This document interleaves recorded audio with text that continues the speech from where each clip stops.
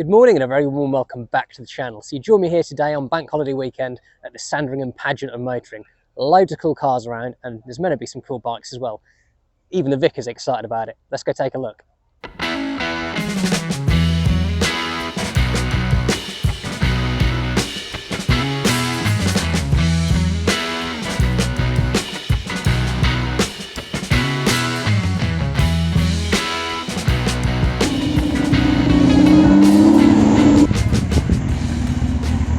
Got to look at one of the stars of the show to begin with.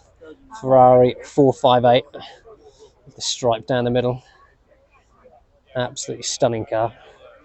And is one of the cars that a lot of people regard as one of the best Ferraris of all time. Naturally aspirated, I believe. Absolutely stunning car. Okay, so we find ourselves over at the MR2 Owners Club, and I've got a real soft spot for these cars, mainly because my friend's mum used to have one back in the day. Just kicking off with a stunning looking Mark 1. Absolutely gorgeous, a little bit more boxy in appearance than the other models. And then shifting over, you can see the progression to the Mark 2, which is actually what my friend's mum used to have. She had it in red, though, rather than this black colour. But gorgeous looking cars, great to drive, so I'm told. And then right down the end, we've got a Mark 3, which is the unleved MR2 out of the bunch. And is the only MR2 I've actually driven. I actually thought about getting one of these a couple of years ago and didn't in the end. I went for an MX5 instead, but gotta say, they're still a hell of a lot of fun and feel a little bit swifter than the MX5. So, okay, so from classic Japanese sports cars with the Toyota MR2, we find ourselves over at the Midland Buggy Club, and there's some stunning pieces of kit here. Really are. I'll take you over to this one on the end. A lot of time, work and expense has gone into these, and again, not something for everyday use, of course. And again, you need the space to store them, don't you? But what a little fun weekend toy to have, eh? Interior is not going to be to everybody's taste, but yeah, if you're going to buy one of these, I'm sure you're not somebody with the quietest personality in the world anyway, so I'm sure you're not going to mind too much. But stunning things. Volkswagen powered engine on the back of it by the looks of it, and even that exhaust looks like it's a work of art. Really nice.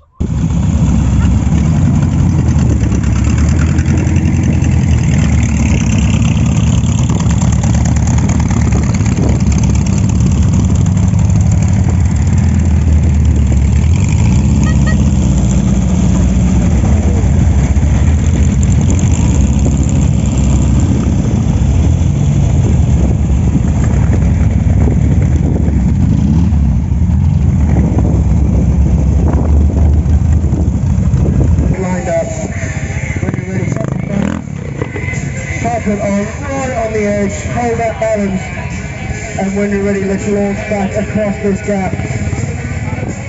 We've got a gap in the wind here, let's go for it. Launch across, on those boats, flipping it round, and away now.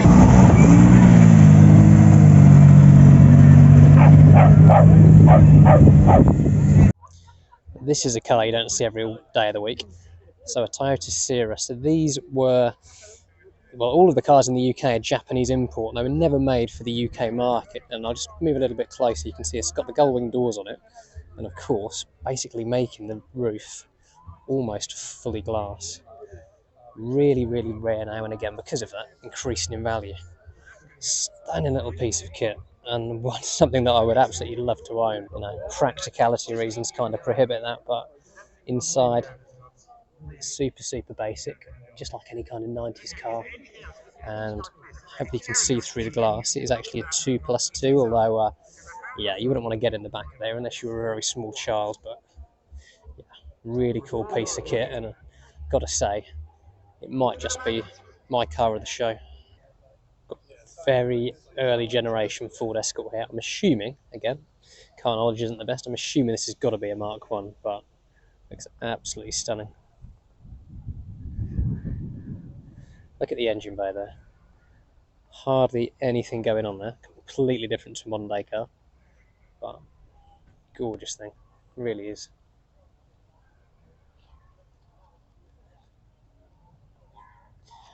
Just come around at the back quickly.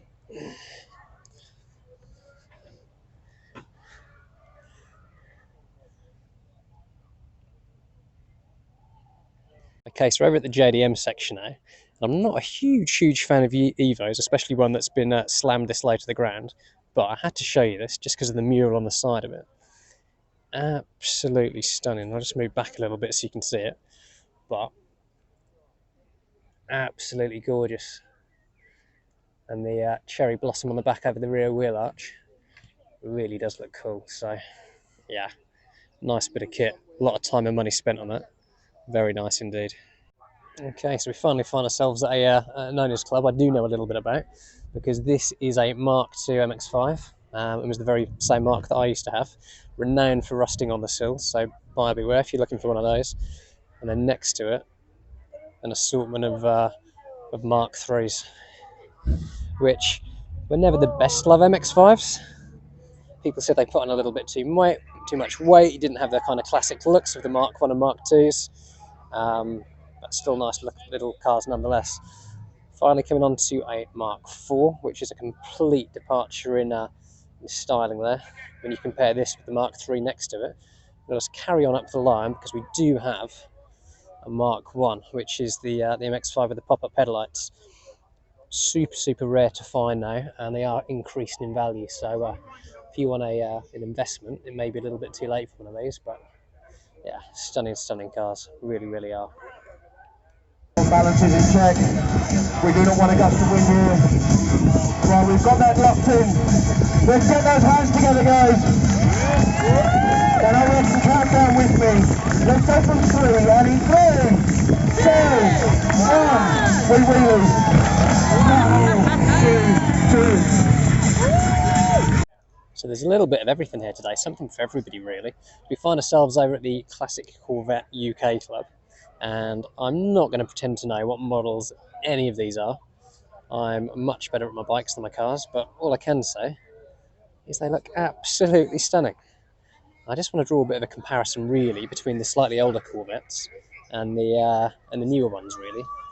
Got a newer model over here on the right hand side, and if you look at the older version next to it, really notice the lines above the wheels, and the modern Corvette takes very similar styling cues from it. I'm not quite sure about those super bright alloys, but apart from that, yeah, nice looking piece of kit and not too expensive here in the UK. But yeah, gorgeous cars.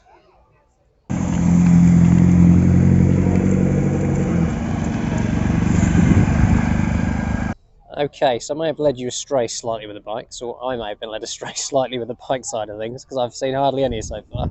But what we have got is a really cool selection of real wacko trikes, and this one's super cool. Hopefully you can see the detail on that. Marilyn Monroe there. Frankenstein. Looks awesome. Thing is, with one of these things, you've got to have the space to put it, haven't you? They're not exactly small, so, but they are really cool. There's one just around the other side with a trailer, a little kind of sleeping compartment on the back that I'll take you to in a sec. That looks, yeah, it really does look awesome. So I think these are probably for a certain type of rider, but the first one I actually showed you had a blue badge on it, so some poor person's disabled, and yeah, what a cool way to get that kind of biking thrill if you can't ride a conventional bike. Tigger on there,